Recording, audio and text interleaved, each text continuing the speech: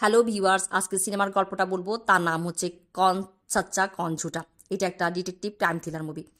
মুভির গল্পটা শুরু হয় একজন মানুষ রুগীকে দিয়ে। সে হাসপাতাল থেকে পালিয়েছে, পুলিশ তাকে খুঁজে বেড়ায়। অন্যদিকে আমরা একটা বাসায় একজন মহিলার ছবি দেখি। আর সে হচ্ছে স্বপ্না মাথুর, একজন বিজনেস উইমেন, বিশাল সম্পত্তির মালিক, তবে তার কোনো উত্তরাধিকারী নেই।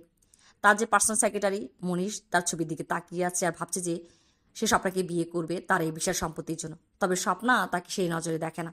আর মনীষ ভাবছে যে যদি স্বপ্না তাকে বিয়ে না করে তবে সে স্বপ্নাকে হত্যা করে হলেও তার সম্পত্তির মালিক হবে। এদিকে স্বপ্না বাসায় ছিল না, স্বপ্না বাসায় আসে। আর মনীষ তার ভাবনা জগৎ থেকে ফিরে আসে। স্বপ্নাকে ব্যবসায়ের যে লাভের টাকা সেটা দিয়ে সেখান থেকে চলে যায়। স্বপ্নার যে কাজের লোক রামু চাচা, তাকে আমরা দেখি যে ঘরের বাইরে একজন লোকের সাথে কোনো একটা বিষয় নিয়ে কথা বলছে। সেই লোকটা রামু চাচাকে অনেকগুলো টাকাও দেয়। রাতেই স্বপ্নার বাসায় সেই মানুষ রুগীটা চলে আসে। আর তার হাতে একটা চাকু। সেই স্বপ্নাকে চাকু দেখিয়ে বলছে যে মধু তাকে কেন ছেড়ে চলে আসছে, এগুলো বলছে। স্বপ্না প্রথমে ভয় পেলেও খুব শান্তভাবেই সেই মানুষ রুগীকে হ্যান্ডেল করে। তাকে ঘুমের বড়ি খাইয়ে ঘুম পাড়িয়ে দিয়ে পুলিশের খবর দেয়। আর পুলিশ এখানে আইজিপি সূর্যকান্ত বার্মা পুলিশের সাথে আসে। সূর্যকান্ত বার্মা স্বপ্নাকে দেখে একটু অবাক হয়ে পড়ে। স্বপ্না বলছে তিনি কেন অবাক হচ্ছেন কেন, এই জন্য যে সে কীভাবে এই মানুষ রুগীটাকে হ্যান্ডেল করেছে। স্বপ্না বলে যে সে একজন বিজনেস উইমেনের সাথে সাথে একজন সাইকিয়াট্রিস্টও, এই জন্যই সে মানুষ রুগীকে এইভাবেই হ্যান্ডেল করতে পেরেছে। আর পুলিশ মানুষ রুগীকে সেখান থেকে নিয়ে যায়। এদিকে আমরা দেখেছি কিছুদিন পর আইজিপি স্বপ্নাকে ফোন করে আর তার বাসা ডেকে পাঠায়। স্বপ্না যখন তার বাসা যায় সে দেখতে পায় যে সেখানে তার অনেকগুলো ছবি।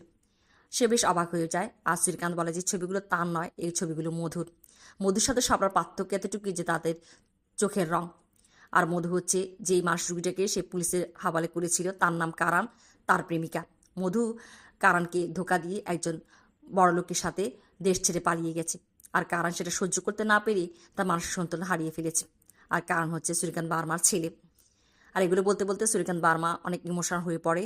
আর স্বপ্নার কাছে হাত জোর করে বলতে থাকে যে যেহেতু স্বপ্নার চেহারা মধুর সাথে মিলে, স্বপ্না মধু সেজে যদি কারণে চিকিৎসা করা কারণকে ভালো করে তোলে।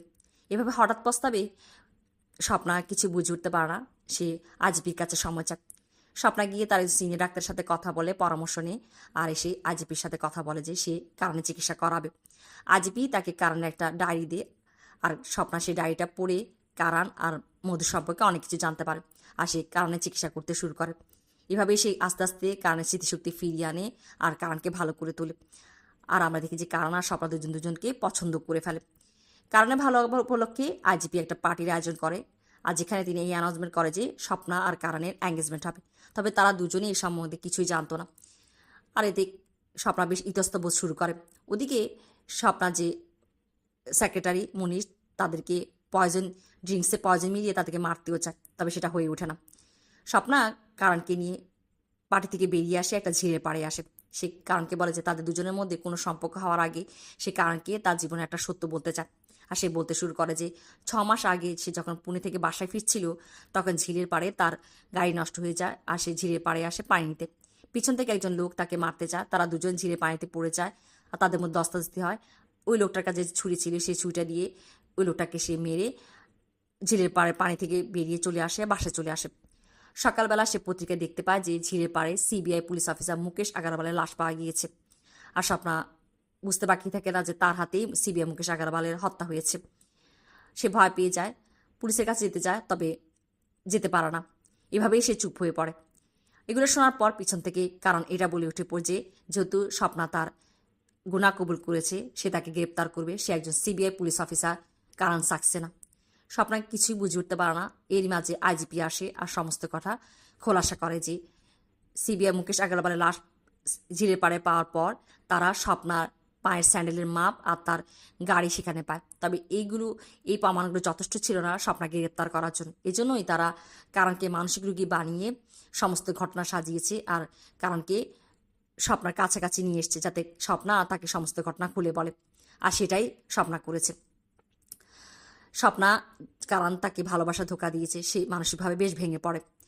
আদালতে এখানে আমরা দেখি যে পাবলিক প্রসিকিউটর জজকে বলছে যে সিবিআই মুকেশ আগারওয়াল ইন্টারপোল থেকে এই খবর পেয়েছিল যে 15ই আগস্ট ভারতের স্বাধীনতা দিবসের দিন একটা বড় ধরনের ঘটনা ঘটবে। এই ইনভেস্টিগেশন তিনি করছিল। আর এই ইনভেস্টিগেশনের রিপোর্ট নিয়ে তিনি 28শে জানুয়ারি মুখ্যমন্ত্রীর সাথে দেখা করার কথা ছিল, তবে 27শে জানুয়ারি রাতেই তাকে হত্যা করে। আর এই হত্যাটা করেছে স্বপ্না। স্বপ্না যে কিনা বিদেশি শক্তির সাথে তার হাত আছে। আর এখানে জজ যখন স্বপ্নাকে তার পক্ষে কিছু বলতে বলে, স্বপ্না যে কিনা মন থেকে ভেঙে গেছে, তার জীবনের প্রতি আশা সে ছেড়ে দিয়েছে, সে বলে যে সেই সিবিআই মুকেশ আগারওয়ালকে মেরেছে তাকে সাজা দেওয়ার জন্য। আর সেই দিন কেসটা সেদিনের মতো মুলতবি করে দেওয়া হয়। ওদিকে কারণ যে কিনা স্বপ্নাকে পছন্দ করে আর এই কেসটা নিয়ে তার সংশয় আছে, সে গিয়ে মুখ্যমন্ত্রীর সাথে দেখা করে।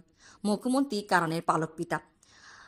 আর এখানে কারণ তাকে এই কথা বলে যে সিবিআই মুকেশ আগারওয়ালের পোস্টমর্টমে দেখা গিয়েছে তাকে গলা টিপে হত্যা করা হয়েছে। তবে স্বপ্না বলছে যে তার সাথে সিবিআই মুকেশ আগারওয়ালের ঝিরে পানির মধ্যে দস্তাদস্তি হয়েছে, সে তাকে ছুরি মেরেছে।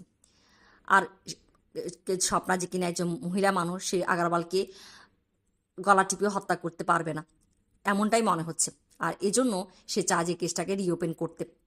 আর এখানে কারণ মুখ্যমন্ত্রীর কাছ থেকে পারমিশন নেয়, ওদিকে আইজিপির কাছ থেকেও পারমিশন নিয়ে কেসটা রিওপেন করে আর ইনভেস্টিগেশন করতে শুরু করে। ওদিকে ওই লোকটাকে আমরা আবারও দেখি, যে লোকটাকে আমরা স্বপ্নার কাজের লোকের সাথে দেখেছিলাম, সে কারণকেও ফলো করছে। পরের দিন স্বপ্নার কেসে শুনানি হবে। এখানে আমরা কারণকে দেখি যে সে চলে এসছে আর জজকে বলে যে তার কিছু বলার আছে। আর সে মুখ্যমন্ত্রীকে যা কিছু বলেছিল সব কিছু জজকে খুলে বলে আর বলে যে এই কেসে ইনভেস্টিগেট করার জন্য তাকে কিছু সময় দেওয়ার জন্য। তবে স্বপ্না সেটা চায় না। তবে তারপরেও কারণ জজের কাছ থেকে 10 দিনের সময় নেয় কেসটা ইনভেস্টিগেশন করার জন্য। কারণ সে স্বপ্নার সাথে জেলে দেখা করে, তবে স্বপ্না কারণে কোনো কথাই শুনতে চায় না, তাকে ফিরিয়ে দেয়। বাসায় সে কারণ অনেক আপসেট হয়ে পড়ে আর ভাবতে থাকে। তখনই তার কাছে একটা ফোন কল আসে যে স্বপ্না যে নির্দোষ তার প্রমাণ যদি সে পেতে চায় তবে একটা জায়গায় যাওয়ার জন্য। কারণ সেই জায়গায় যায়, সেখানে গুন্ডারা তার উপর হামলা করে তাকে মারতে চায়। তবে কারণ গুন্ডাদের মেরে তাদের কাছ থেকে এটা জানতে পারে যে স্বপ্না আর কারণকে মারানোর জন্য সুপারি দেওয়া হয়েছে। আর কারণ জেলে পচে যায়, যেখানে স্বপ্নাকে মারা হচ্ছিল তাকে বাঁচিয়ে কারণ স্বপ্নাকে নিয়ে জেল থেকে পালিয়ে যায়। পুলিশ তাদের পিছা করে। এখানে স্বপ্না যে কিনা কারণের সঙ্গ দিতে চায় না, তবে কারণ তাকে বোঝায় যে যখন থেকে সেই কেসটা ইনভেস্টিগেশন করতে শুরু করেছে তাদেরকে মারার জন্য সুপারি দেওয়া হয়েছে। সে বুঝতে পেরেছে যে স্বপ্না নির্দোষ। আর সে একজন পুলিশ অফিসার, সে আগেও তার ডিউটি পালন করছে, এখনও তার সেই ডিউটি পালন করছে। আর যতক্ষণ না পর্যন্ত সে স্বপ্নাকে নির্দোষ প্রমাণ করতে পারবে, সে নিজেকে কখনোই ক্ষমা করতে পারবে না। আর এটাও সত্য যে স্বপ্নাকে ভালোবাসে। আর এসব কথা বলে সে স্বপ্নাকে মানিয়ে ফেলে। আর তারা দুজন পুলিশ থেকে পালাতে শুরু করে। ওদিকে আইজিপি গিয়ে মুখ্যমন্ত্রীর সাথে দেখা করে আর মুখ্যমন্ত্রীকে বলে যে কারণ স্বপ্নাকে নিয়ে যদি 2 দিনের মধ্যে সারেন্ডার না করে তবে তাদেরকে অন দ্য স্পট শ্যুট করার অর্ডার দিতে হবে। ওদিকে মুখ্যমন্ত্রী যে কিনা খুব দুঃখ প্রকাশ করছে যে সে কখনো ভাবতেই পারেনি যে কারণ একটা মেয়ের জন্য আইন নিজের হাতে তুলে নেবে। তবে তিনি আইজিপিকে তার কাজ করতে বলে। স্বপ্নার কারণ পুলিশ থেকে পালাতে থাকে আর তারা পালাতে পালাতে ঝিলের পাড়ে চলে আসে। এখানেই সে কারণ ওই ঝিলের পানিতে খুঁজতে শুরু করে আর সে একটা নকল পা খুঁজে পায়। এই নকল পায়ের নম্বর নিয়ে তারা নকল পায়ের যে ফ্যাক্টরি সেখানে চলে যায় আর এই নকল পাটা কার সেই ঠিকানা খুঁজে বের করে সেই লোকটার। এদিকে আমরা মদের বারে একজন লোককে দেখছি যে সে তার সঙ্গীর সাথে কথা বলছে। সে বলছে যে সে জীবনে অনেক পাপ কাজ করেছে, এখন সে গির্জায় গিয়ে ফাদারের কাছে তার পাপের প্রায়শ্চিত্তের কনফেশন করবে। এখানে আমরা স্বপ্না যে সেক্রেটারি মনীষকেও দেখি। ওদিকে স্বপ্নার কারণ ওই যে নকল পায়ের যে লোকটা, যার নকল পা, তার বাসায় পৌঁছে যায়। তার নাম ডন ডিসুজা। আর সেই লোকটার কেউ নয়, সেই মদের বারে যে লোকটাকে আমরা দেখেছিলাম সেই লোকটা। আর কারণ তাকে তার নকল পাটা দেখায়। এই লোকটা নকল পাটা থেকে ভয় পেয়ে যায় আর সেখান থেকে পালিয়ে যায়। জন ডিসুজা গির্জায় চলে আসে। সে ফাদার্সের কাছে এসে বলছে যে সে তার পাপের প্রায়শ্চিত্তের জন্য কনফেশন করবে। আর ফাদার্স আর কেউ হয় না, সে হয় মনীষ জনকে কুপিয়ে হত্যা করে। ওদিকে স্বপ্না আর কারণ এসে মনীষকে দেখে ফেলে, কারণ মনীষকে ধরে ফেলে আর তার কাছ থেকে সমস্ত ঘটনা শুনতে পায়। মনীষ তাকে সব কিছু খুলে বলে যে স্বপ্নার সম্পত্তির প্রতি তার লোভ ছিল, সেজন্য সে জনকে স্বপ্নাকে মারার জন্য সুপারি দিয়েছিল। সেই দিন রাতে জনই স্বপ্নাকে পিছন থেকে ঝিলের পাড়ে ধরেছিল। তারা দুজন ঝিলের পানির মধ্যে পড়ে যায়। তবে স্বপ্না জনকে সেখানে আহত করে ঝিলের পানি থেকে চলে আসে। পিছন থেকে জনও চলে আসে। যে ঘটনা মনীষ সব কিছুই দেখে। তাদের চলে আসার পর এখানে একজন লোক ঝিলের পাড়ে আসে আর একটা জিপকে ঝিলের পানিতে ফেলে দেয়। এগুলো শোনার পর কারণ মনীষকে একটা রশি দিয়ে সেখানে বেঁধে চলে আসে। সে এসে আইজিপিকে ফোন করে আর মনির সম্বন্ধে বলে আর জন সম্বন্ধে আর বলে কি পুলিশকে পাঠানোর জন্য। ওদিকে আমরা দেখি যে কানান স্বপ্নাকে নিয়ে ঝিলের পাড়ে আসছে আর সে আবারও সেই জিপটাকে খুঁজতে থাকে ঝিলের পানির মধ্যে। আর এখানে কানান সেই জিপটাকে খুঁজে পায় আর জিপের মধ্যে সে একটা শার্টের বোতাম আর একটা খেলনা জাতীয় কিছু একটা খুঁজে পায়। স্বপ্না সেই খেলনার মধ্যে একটা কাগজ পায়, যে কাগজে এটা লেখা থাকে যে 15 তারিখ স্বাধীনতা দিবসের দিন যখন মুখ্যমন্ত্রী পতাকা উত্তোলন করতে যাবে তখন তাকে বোমা দিয়ে উড়িয়ে দেওয়া হবে। আর এটা কে করবে সেটাও লেখা থাকে, তবে সেটা পানিতে ধুয়ে গেছে। তারা দুজন তখন চলে আসছিল এখানে রাস্তা, তাদের সাথে আইজিপি দেখা। কারণ আইজিপিকে সেই কাগজটা দে আর কাগজটা দিয়ে বলছে যে এটাকে পরীক্ষাগারে পরীক্ষা করানোর জন্য, সেই নামটা জানার জন্য। ওদিকে আইজিপি তাকে বলছে যে অনেক রাত হয়ে গেছে, এখন তো তাদের স্বপ্নাকে নির্দোষ প্রমাণ করা সম্ভব নয়, সকালবেলায় সব কিছু সম্ভব হবে। আর আইজিপি তাদেরকে তার সাথে তার নিজের একটা বাংলোতে নিয়ে আসে। এখানে তাদেরকে রেখে তিনি চলে যান। আর আমরা দেখি যে স্বপ্না যখন বাথরুমে যায় ফ্রেশ হওয়ার জন্য, সে বাথরুমের পানিতে দেখে যে লাল রং আছে, সে ভয় পেয়ে যায়। কারণকে বলে, কারণ পানির টাঙ্কি দেখতে উপরে চলে যায়।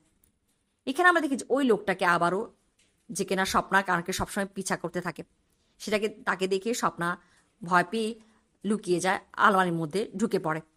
ওদিকে কারান উপরে গিয়ে পানির টাঙ্কির মধ্যে ডন ডিসুজার লাশ দেখতে পায়। আর সে বুঝতে পারে না যে সে তো আইজিপিকে বলেছিল ডন ডিসুজার লাশকে পুলিশের কাছে দেওয়ার জন্য, এটা এখানে কিভাবে আসলো। নিচে নেমে আসে আর স্বপ্নাকে দেখতে পায়, স্বপ্নাকে খুঁজে পায়। আর আলমারির মধ্যে সে আইজিপির একটা কোট দেখে, সেই কোটের মধ্যে সে দেখে যে একটা বাটন নেই, আর তার কাছে যে বাটনটা আছে সেটা মিলিয়ে দেখে যে বাটনের সাথে মিলে যায়। সে বুঝতে পারে যে সিবিআই মুকেশ আগারওয়ালের হত্যা আর অন্য কেউ নেই, আইজিপি করেছে। ওদিকে ওই লোকটাও আসে, কারণ তাকে মারতে চায় সবে, তবে সে তাকে আশ্বস্ত করে যে সে মূলত একজন সিবিআই পুলিশ অফিসার, কারণকে দেখাশোনা করার জন্য তাকে অ্যাপয়েন্টমেন্ট করা হয়েছে। আর স্বপ্নার নজর রাখার জন্য সিবিআই কৌশল তার কাজের লোককে হাত করেছিল। এখানে তারা সবাই মিলে কথা বলছে যে পরের দিন সকালেই 15 তারিখ তাদেরকে যেভাবেই হোক মুখ্যমন্ত্রীকে গিয়ে সবকিছু জানাতে হবে। তবে তারা যখন বের হতে চায়, তারা দেখে যে আইজিপি তার সমস্ত বাসাকে ইলেকট্রিক শক সিস্টেম করে রেখেছে। আর আমরা দেখি যে তারা দেয়াল ভেঙে বেরিয়ে আসে। পথে এখানে কারান ফোন করে মুখ্যমন্ত্রীকে যা তার কথাগুলো বলতে চায়, তবে তার সেক্রেটারি বলে যে মুখ্যমন্ত্রী ঘুমিয়ে পড়েছে। ওদিকে আইজিপি লোকেরা এসে তাদের উপর গুলি করে, এখানে সিআইডি কৌশল মারা যায়।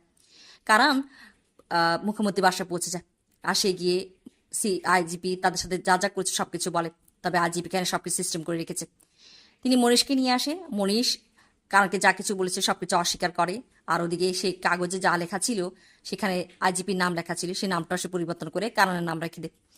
কারণ মুখ্যমন্ত্রীকে অনেক বোঝাতে চায় যে সে কখনোই মুখ্যমন্ত্রীকে মারবে না, সে তাকে তার নিজের বাবার মতো মনে করে। তবে যেহেতু সমস্ত সাক্ষ্য প্রমাণ তার বিরুদ্ধে, মুখ্যমন্ত্রী এখানে কিছু বলার থাকে না, তিনি চলে যায়। কারণকে পুলিশের হেফাজতে নেওয়া হয়।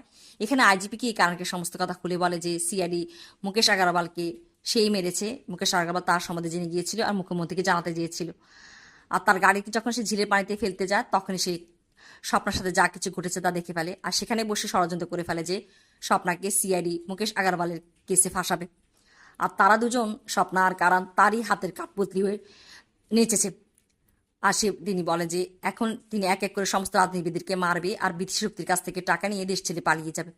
যাওয়ার আগে পুলিশকে বলে যায় যে কারণকে গুলি করে দেওয়ার জন্য, তবে কারণ পুলিশকে মেরে সেখান থেকে বেরিয়ে যায়।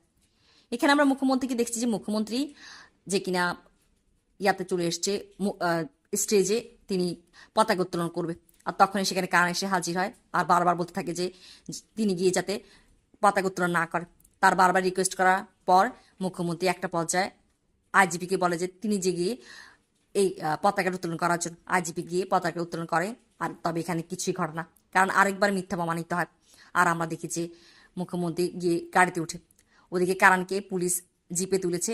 কারণ দেখতে পায় যে দূর থেকে আইজিপি তার পকেট থেকে একটা রিমোট কন্ট্রোল বের করে টিপে দেয়, আর এখানে একটা বিস্ফোরণ ঘটে। তবে এখানে মুখ্যমন্ত্রী না মরলে আইজিপি তার পিস্তল বের করে। কারণ সেটা দেখে পুলিশের হাত থেকে বেরিয়ে পড়ে আর পিস্তল নিয়ে আইজিপিকে গুলি করে দেয়। আইজিপি এখানে মারা যায়। আর মুখ্যমন্ত্রী বুঝতে পারে যে তিনি কতটা কারণকে ভুল বুঝেছে। আর এভাবে তিনি কারণ আর স্বপ্নাকে কাছে টেনে